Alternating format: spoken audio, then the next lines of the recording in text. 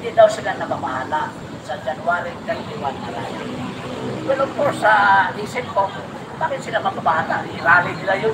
Sila magparali, sila gumastos. Di ba?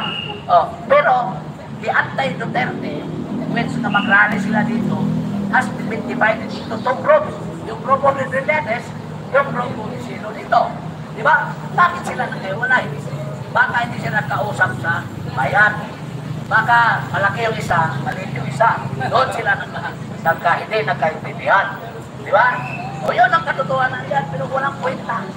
Minsan yung mga kaliwa, liwasan sila. O liwasan, sila kasi yun. Nabayaran din yun. Di ba? Kasi kung tutuusin, wala kayong papanigan. Katotohanan lang ang ipalilitaw ninyo. Anong katotohanan sa GAA 2025? Di ba? Anong katotohanan dito na lumaganap ang puga? Anong katotohanan dito na marami ng krimen? So, di ba? Ganon ang mga dapat busisihin. Ay, pero wala. Eh, parang politika ito ang kanilang ginagawa. At malayo sila sa ginagawa ng mga kapatid natin Iglesia ni Cristo. Kasi, ang Iglesia ni Cristo, ang pananaw ko dyan, sila na ngayon ang moral compass.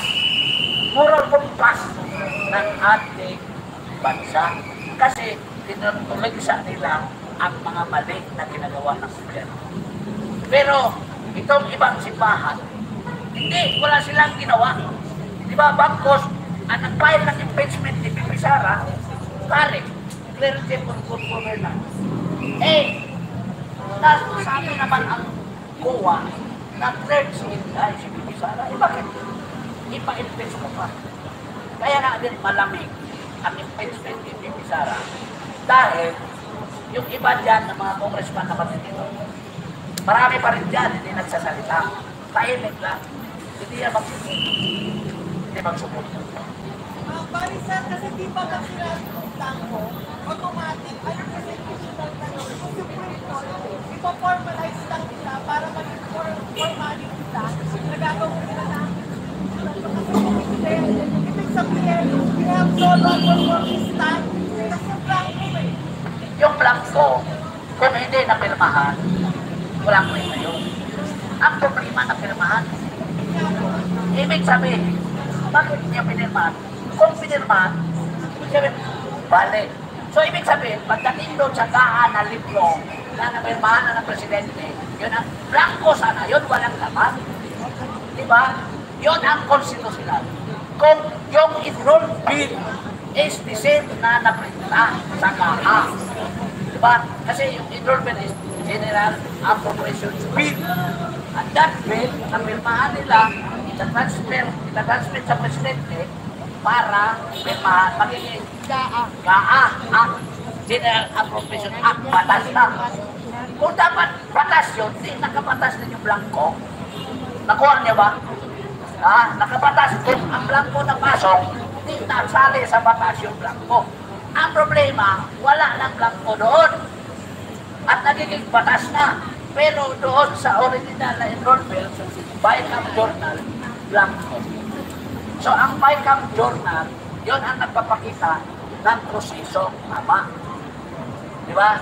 At napirmahan. At dapat, ang finished product doon, blanco din sana ang nakalagay doon. Eh wala, may laman na. Doon sa libro. Ito mo. Paano po, pag sensitive yung nag-in up mo, malaki ito kasi hindi sila pwede mag-sila. Yun ang problema nila. Kung magturuan yan, sino ba nang gawa doon? And there will become a full guy.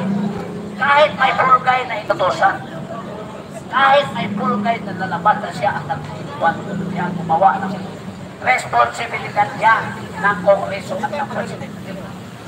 Responsibilidad niya. Sir, if that is the case, should we expect the Supreme Court to intervene immediately? Yes, kaya nga tumulog sa Supreme Court because ang last bastion dyan, ang Supreme Court ang mag-interpret sa batas. Sila ang last na mag-interpret ng batas. At ako po ay naniniwala na Supreme Court will declare portion of that